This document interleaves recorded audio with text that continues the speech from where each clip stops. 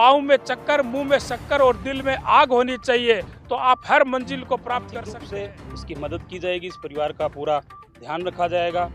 आगे की इसकी शैक्षणिक जो भी इसका आर्थिक खर्चा है उसकी व्यवस्था जिंदगी में अंधेरा नहीं रहेगा। ये भी जो सामाजिक संगठन यहाँ पे आ रहे हैं, यहाँ के सरपंच साहब हैं, उन्होंने भी ये कहा है कि इनकी अभावपूर्ण जिंदगी को अब उस जिंदगी से बाहर निकाला जाएगा और इसकी जिंदगी में खुशियों का आलम है। के 2 सेक्शन थे, दोनों सेक्शन में हमने हाफ ईयरली के बाद में एक निर्णय लिया, कमेटी बनाई, उसमें जो 75 से प्लस के जो बच्चे हैं उनको अलग तो किया। अब इस अभाव की जिंदगी से निश्चित रूप से चाहे छुटकारा कितना मिलेगा। भी हो, लेकिन मंजिल अगर प्राप्त करनी है तो जोश व जुनून होना कुमार, चाहिए। ग्रामीण मीडिया पर आपका बहुत बहुत स्वागत है। इस वक्त मैं केड की नदियों में मौजूद हूँ। जिस प्रकार से कल भी मैंने यहाँ की एक कवरेज आपको दिखाई थी कि इस केड की नदियों में पहले बबलू कालबेलिया था, जो यहाँ हम बात करें कि झुग्गी झोपड़ियों में रहकर यहाँ पढ़ाई कर रहा था और एक गुमनाम था।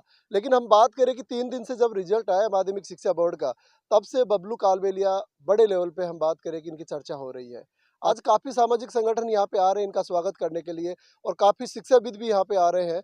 लोगों को पूछकर यहाँ पे आ रहे हैं कि आखिर बबलू कालबेलिया का डेरा है कहाँ, उनकी बस्ती कहाँ है, उनका कबीला कहाँ पे रहता है। उस कबीले में हम पहुँचे हैं और बबलू कालबेलिया का स्वागत करने के लिए काफ़ी संख्या में यहाँ हम बात करें कि सुबह से ही जनप्रतिनिधि भी आ रहे हैं, काफ़ी सामाजिक संगठन भी आ रहे हैं। अभी झुंझुनू से चल के सामाजिक संगठन यहाँ पे आए हैं, उनका परिचय करवाएंगे, बातचीत करने की कोशिश करते हैं। जी जी, मैं जाकिर झुंझुनू वाला, अध्यक्ष जनहित एकता समिति झुंझुनू। आज हम केड की इस पवित्र धरती पे पहुंचे हैं, जहां एक ऐसी काबिलियत की शख्सियत रहती है जो छप्पर के नीचे बिना बिजली के बल्ब के और जहां खाने पीने का भी अभाव है, उस घर में आकर हमें बड़ा ही फक्र महसूस हो रहा है कि एक कालबेलिया परिवार का बेटा बबलू, जो केड के राजकीय विद्यालय में पढ़ते हुए अपनी काबिलियत के दम पे उसने ये चीज साबित कर दिखाई कि मंजिल अगर प्राप्त करनी है तो जोश व जुनून होना चाहिए, पाँव में चक्कर, मुंह में शक्कर और दिल में आग होनी चाहिए, तो आप हर मंजिल को प्राप्त कर सकते हैं। बबलू ने माध्यमिक शिक्षा बोर्ड 10वीं में 94% अंक लाकर सरकारी महाविद्यालयों का एक टॉपर होने का स्थान प्राप्त किया है और उसकी इसी काबिलियत को हर समाज, हर वर्ग, हर जाति धर्म को फक्र हो रहा है कि बबलू जैसी शख्सियत बनकर हम अपने परिवार, समाज व देश का नाम ऊंचा कर सकते हैं। और मैं तो ये कहूँगा कि बबलू ने पूरे राजस्थान के सरकारी विद्यालयों का सर भी गर्व से ऊपर किया है कि सरकारी विद्यालयों में पढ़ने वाले बच्चे अगर काबिल होंगे तो उनकी काबिलियत को हर व्यक्ति सम्मान करेगा। ग्राम पंचायत केड के सरपंच भी यहाँ पे उपस्थित हैं इनके सम्मान समारोह में। इनसे बातचीत करने की कोशिश करते हैं, लेकिन जिस प्रकार से जैसे इनका रिजल्ट आया था, यहाँ पे काफ़ी संख्या में लोग आए थे, तो इन्होंने भी तत्परता दिखाते हुए इनकी यहाँ पे लाइट की व्यवस्था भी करवाई थी। और क्या क्या व्यवस्थाएं हैं, क्योंकि यहाँ संसाधनों का अभाव है। सरपंच साहब क्या कहना चाहेंगे? नमस्कार, आपके दर्शकों को भी हार्दिक शुभकामना सबको। ये एक उदाहरण है इस वीरभूमि राजस्थान का कि कितने भी अभाव हो, मेहनत करने वाला जो है वो सफलता प्राप्त कर ही लेता है। इस झुंझुनू जिले की एक उदाहरण है।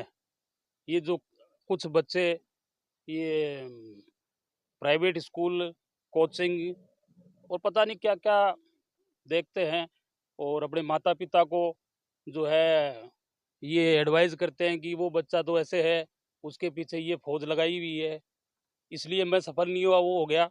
तो ये एक जीता जाता उदाहरण है। इसने बबलू ने मेरे गांव का, मेरी हमारे जो स्कूल है केडिया राजकीय विद्यालय, उसका नाम रोशन किया है। हमें फक्र है ग्राम पंचायत के मुखिया के नाते। और निश्चित रूप से मैं इसको अभी यही सलाह दे रहा था कि ये कामयाबी एक अल्प है, अभी पहली सीढ़ी है, आगे बहुत लंबी दूरी है, इसको सिर पे मत चढ़ने देना। और इसके जो अभाव की जिंदगी थी, निश्चित रूप से ये एक बहुत बड़ा संघर्ष है। ऐसी परिस्थिति में ये इस ऊंचाई तक पहुंचना, इतने अंक प्राप्त करना, वो भी राजकीय विद्यालय में, और हमारे जो स्कूल का स्टाफ है उसका बहुत सहयोग है सबका इसके साथ। गांव का भी सहयोग है। इनके इनके यहाँ बहुत बड़ी समस्याओं का मतलब समस्या यहाँ पे है, संसाधनों का अभाव है। आप ग्राम पंचायत के मुखिया हैं, आपके ग्राम पंचायत में इतना बड़ा कोहिनूर छुपा हुआ था, आप क्या करना चाहेंगे? देखिए, एक तो इनके पास में पट्टा, जो भूमि है उसका पट्टा नहीं था। हमने ये निर्णय लिया है कि इसको जल्दी भूमि का पट्टा दिया जाएगा, आबादी भूमि का। दूसरा, यहाँ पे बिजली की समस्या थी, जो कि बिजली के उच्च अधिकारियों से बात करके कल एसी साहब भी आए थे और उन्होंने तुरंत कार्रवाई करते हुए इनका जो बिजली का कनेक्शन है वो करवाया है, फाइल जमा करवा दी। और मैं तो एक बड़ा उदाहरण मानता हूँ, इतने बड़े अधिकारी थे, उन्होंने स्वयं ने, हम भी करवा सकते थे लेकिन उन्होंने बिजली के जो फाइल चार्ज है वो भी स्वयं ने दिया, उसके लिए उनका धन्यवाद। दूसरी, उन्होंने एक ये भी कह के गए, ये आश्वासन दे के गए हैं कि इस बस्ती में और भी ऐसी कोई आवश्यकता हो बिजली से संबंधित जिनके कनेक्शन नहीं हो तो कैंप लगाया जाएगा और इस बस्ती को बिजली के समस्या से समाधान मिलेगा।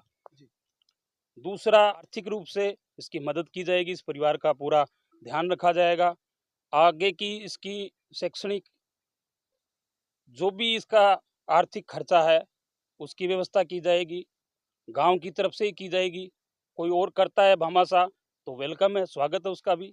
लेकिन इसको अब इस अभाव की जिंदगी से निश्चित रूप से छुटकारा मिलेगा और आने वाला समय इसका बहुत ही उचित रहेगा, भविष्य इसका उज्जवल है।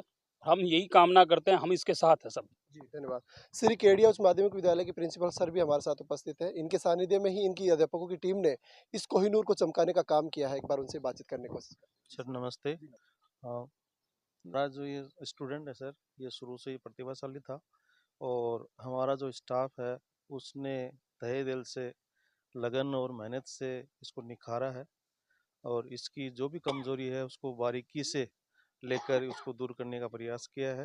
हालांकि टैलेंट इसमें था, इसके समक्ष और भी विद्यार्थी थे, सभी को लेकर हम साथ चले और हमारे जैसे 10th के 2 सेक्शन थे। दोनों सेक्शन में हमने हाफ ईयरली के बाद में एक निर्णय लिया, कमेटी बनाई कि उसमें जो 75 से प्लस के जो बच्चे हैं उनको अलग किया जाए, उनके लिए अलग से मेहनत की जाए और उनसे टारगेट लिया गया प्रत्येक बच्चे से कि आपका टारगेट क्या है, उस टारगेट को अचीव कैसे करेंगे आप। इनसे प्लान लिया गया कि आप कैसे करोगे इसको।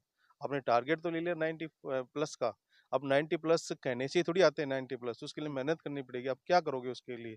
तो उन्होंने अपना टाइम टेबल शेड्यूल बनाया और उस टाइम टेबल शेड्यूल के लिए कक्षा अध्यापक से हमने निवेदन किया है कि आप इनके घर पे नहीं जा सकते हो तो कम से कम फ़ोन से घर पे जब भी रात को 8-9 बजे 2 बच्चों से प्रतिदिन बात करो और उनकी रिपोर्ट कल मेरे को दो आप, कि फिर हम बात करते हैं कि वो बच्चा पढ़ता है कि नहीं पढ़ता है, घर वाले क्या कहते हैं, किस प्रकार से घर वाले उसको सपोर्ट करते हैं।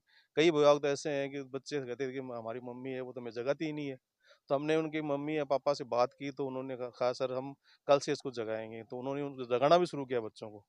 तो जैसे-जैसे हमने अभिभावकों से संपर्क किया तो हमारा विश्वास बढ़ा अभिभावकों में और बच्चों के अंदर भी एक काबिलियत निखर के आई। इसी का परिणाम है कि बबलू आज इस उपलब्धि पहुंचा है। जी, जी। तो काफ़ी संख्या में सामाजिक संगठन है, वही भी यहाँ पे आकर बबलू को बधाइयाँ दे रहे हैं और बधाइयाँ बनती भी है क्योंकि बबलू जिस प्रकार से कोहिनूर यहाँ से चमका है, निकला है, तो बधाइयाँ लाज़मी-सी बात है कि बनती है। लेकिन अब बबलू की ज़िंदगी में अंधेरा नहीं रहेगा। ये भी जो सामाजिक संगठन यहाँ पे आ रहे हैं, यहाँ के सरपंच साहब हैं, उन्होंने भी ये कहा है कि इनकी अभावपूर्ण ज़िंदगी को अब उस ज़िंदगी से बाहर निकाला जाएगा और उसकी ज़िंदगी में अब खुशियों का आलम आने वाला है। केड से हम आपको लाइव कवरेज दिखा रहे थे। जय हिंद, जय भारत।